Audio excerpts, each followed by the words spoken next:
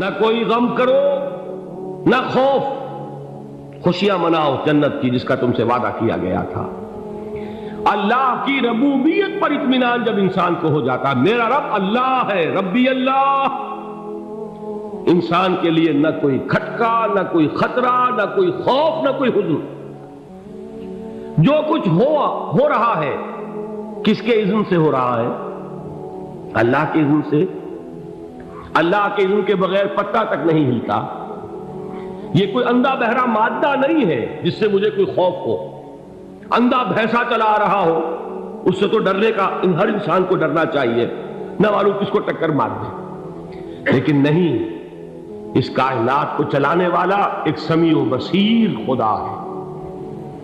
وہ جو میرا دوست ہے، میرا ولی ہے، اللہ ولی الذین آمنوا یخرجہم من الظلمات الی النور۔ اللہ اہل ایمان کا ولی ہے، ساتھی ہے، پشت پناہ ہے، مددگار ہے، حمایتی ہے۔ بتائیے جسے یقین ہو جائے کہ اللہ میرا مددگار، اللہ میرا محافظ، اللہ میرا پشت پناہ، اللہ میرا حمایتی، اس کے لیے کوئی خوف ہوگا؟ اس سے کوئی ڈر ہوگا؟ میں مثال دیا کرتا ہوں ایک بہت سادہ، پنجاب کے دیہات کی۔ تو بڑا چودھری ہے اور کوئی غریب کسان ہے۔ اس غریب کسان کے جانوروں کو ہر وقت اندیشہ ہوگا چوری کا، کوئی میری بھینس کھول کر نہ لے جائے، کوئی میرا بیل کھول کر نہ لے جائے۔ لیکن جس کے بارے میں یہ سب کو معلوم ہو کہ وہ جو بڑا چودھری ہے وہ اس کا دوست ہے، اس کی بچیا کو کوئی خوف ہوگا؟ اس کی بھینس پر کوئی ہاتھ ڈالے گا؟ اسے کوئی اندیشہ ہوگا؟ نہیں۔ کیوں؟ کہ وہ بڑا چودھری، بڑا اس کا یہاں کا سردار، جاگیردار، سب کو معلوم ہے وہ میرا دوست ہے، کوئی میرے خلاف اقدام نہیں کر سکتا۔ اس دنیا میں یہ چھوٹی سی بات اگر آپ کے دلی اطمینان اور سکون کا باعث بن سکتی ہے تو ذرا تصور کیجئے۔ میں لفظ تصور استعمال کروں گا صرف اس لیے کہ اس کا ہم جس کو کہتے ہیں ادراک اور شعور کر نہیں سکتے، اگر کے ساتھ کر سکتے۔ اگر یقین ہو کہ اللہ میرا مددگار اور یقین ہو کہ اللہ ہر آن میرے ساتھ ہے، پھر کوئی خوف؟ کس کا خوف؟ کوئی شے اللہ سے بالا تر ہے؟ کوئی قوت اس سے زیادہ طاقتور ہے؟ کوئی اس کے ارادے کو بدلنے والا ہے؟ کوئی اس کی مشیت کے آڑے آنے والا ہے؟ یہی بات ہے جو حضور نے فرمائی، یہ ایمان کا حاصل ہے لب لباب، کہ دیکھو اچھی طرح اس بات کو ذہن نشین کر لو، اگر تمام انسان مل کر تمہیں کوئی نقصان پہنچانا چاہے نہیں پہنچا سکتے، مگر جو کچھ اللہ نے لکھ دیا ہو، اور تمام انسان مل کر تمہیں کوئی نفع پہنچانا چاہے نہیں پہنچا سکتے، مگر وہ شے جو اللہ نے طے کر دی۔ آپ پھر میں کہوں گا ذرا طاری کیجئے، اسے فرض کیجئے، اسے سوچئے۔ اگر اس حدیث پر ہمارا دل ٹھکا ہوا ہو تو کسی سے ڈر ہوگا؟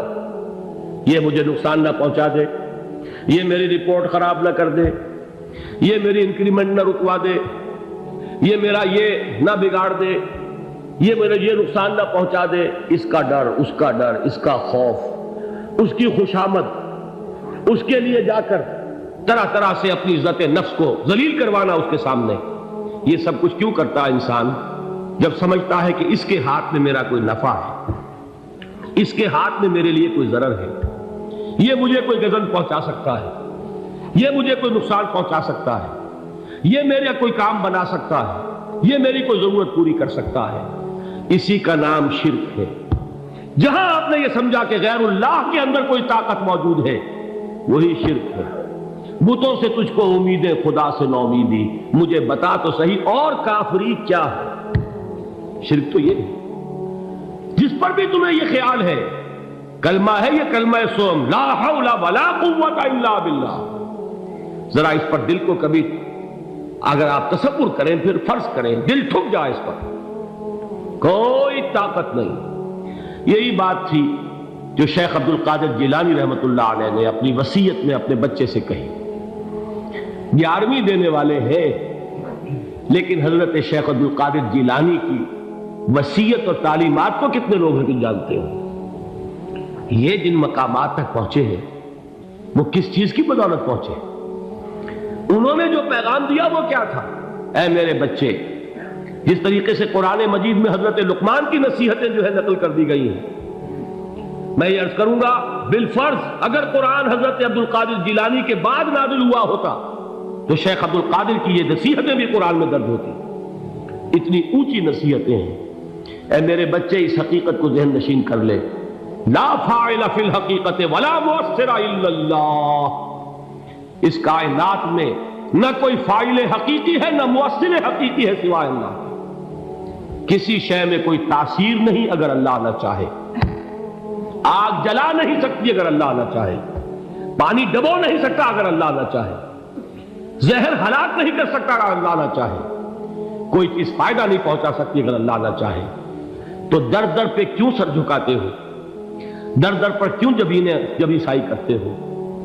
سب کے سامنے کیوں ہاتھ پھیلاتے ہو؟ ایک اللہ سے مانگو، ایک اللہ کے سامنے زمین پر اپنی جبین رکھو۔ لا فاعل فی الحقیقت ولا مؤثر الا اللہ۔ نظر آتا ہے ہمیں کہ پانی پیاس بجھا دیتا ہے، پیاس بجھانے کی صلاحیت پانی میں نہیں ہے، اللہ کے اذن سے۔ کھانا بھوک مٹا دیتا ہے، بھوک مٹانے کی صلاحیت کھانے میں نہیں ہے، اذن رب میں۔ دیکھیے یہی یقین تھا حضرت موسیٰ علیہ السلام کا واقعہ یاد کیجئے۔ سامنے سمندر آ گیا ہے، قوم دیکھتی ہے پیچھے کہ گرد و غبار کا طوفان۔ معلوم ہوا کہ فرعون اپنے لشکر سمیت آ گیا۔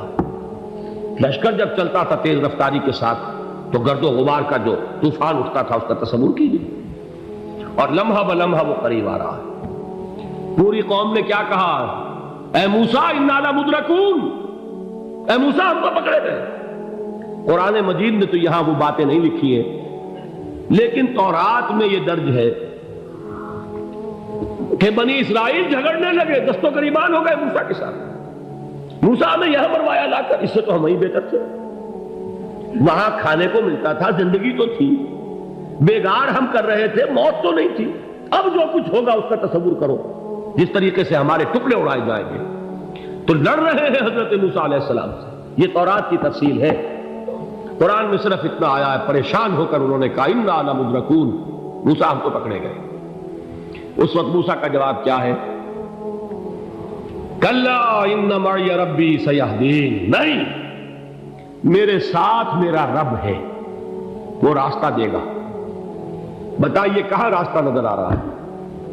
یہ ہے ایمان بالغیب۔ راستہ نظر نہ آئے تب اللہ پر یقین ایمان ہے۔ جیب میں پیسے ہوں اور تب دل کو اطمینان ہے تو ایمان کس پر ہوا؟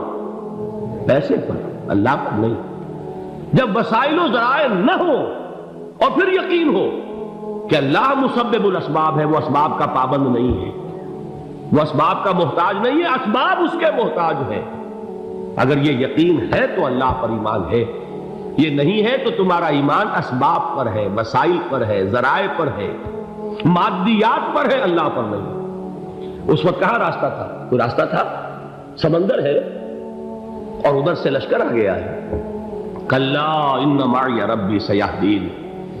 اب دیکھیے ایمان کہہ دینا آسان ہے، ہوا معکم اینما کنتم، جہاں کہیں بھی تم ہوتے ہو اللہ تمہارے ساتھ ہوتا ہے، لیکن اس کا یقین قائم ہو جائے تو زمین و آسمان کا فرق واقع ہو جائے۔ یہی بات ہوئی حضور کے ساتھ۔ غار ہے، چھپے ہوئے ہیں محمد رسول اللہ اور آپ کے وہ یار غار ابو بکر صدیق رضی اللہ تعالی عنہ۔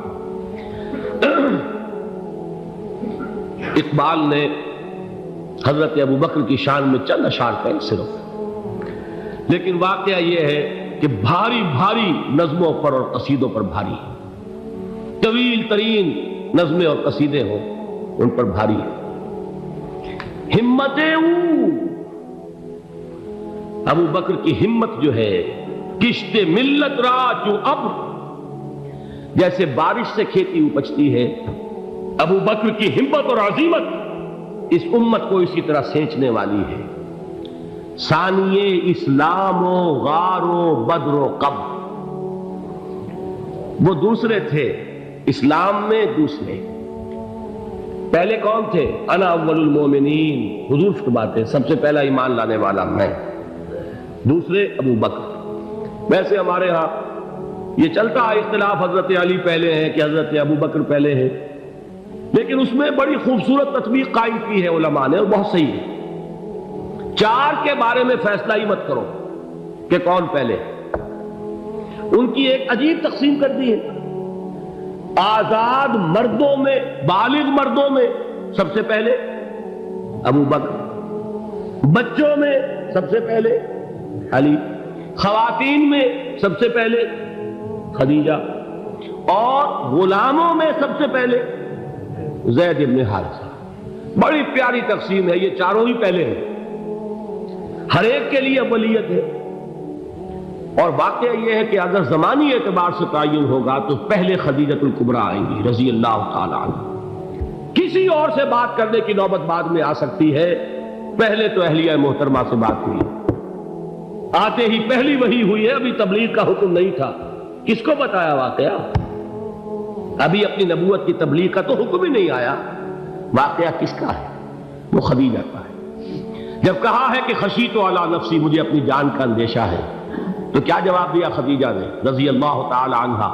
وہ صدیقۃ الکبریٰ ہے، صدیقات جو ہے خواتین ان میں چوٹی پر خدیجۃ الکبریٰ ہے رضی اللہ تعالی عنہا، اور صدیق جو مرد ہیں ان میں صدیق اکبر ہے ابو بکر صدیق رضی اللہ تعالی عنہ، لیکن صدیقات میں چوٹی پر۔ جب حضور نے فرمایا خشیت علی نفسی، کیا فرمایا، کیا عرض کیا، کیسے تسلی دی؟